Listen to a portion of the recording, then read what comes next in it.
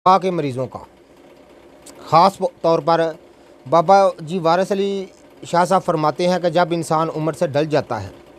तो उसमें मुख्तलिफ़ अनवाउ क़िस्म की तब्दीलियाँ आती हैं, जैसे कि फ़न तिब की रूह से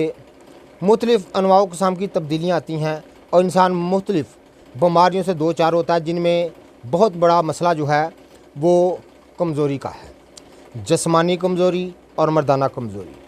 उसको दूर करने के लिए वारिस शाह ने एक